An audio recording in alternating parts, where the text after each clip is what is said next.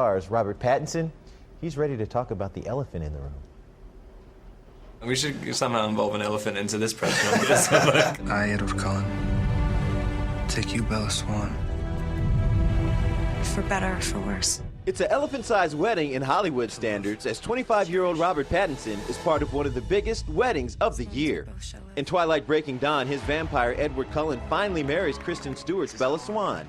And as the groom, he wasn't as nervous as his co-star. I think Kristen was way more nervous about it than I was. I mean, because I got to just hang out with everyone, and we had the entire cast from the first movie, and everyone was just sitting in the benches around, and we were just kind of talking to each other. And Kristen wasn't allowed, for one thing, to sit down in her dress. She also wasn't allowed out of the house because there's paparazzi everywhere, and so her thing was just incredibly stressful. Did you see yourself having one of those big kind of weddings, or are you that kind of dude if you ever got married? Or are you a married kind of guy?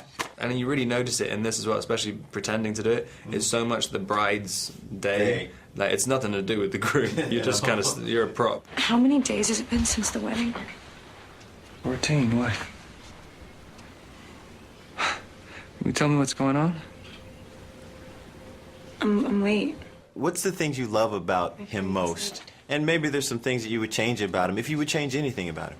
He's kind of extremely confident, and I'm kind of envious of his sort of tortured backstory as well, like kind of growing up in like middle-class London, like a kind of very boring life. Like I say, like, oh, I killed 30 people 100 years ago. Like, I mean, that'd be kind of great.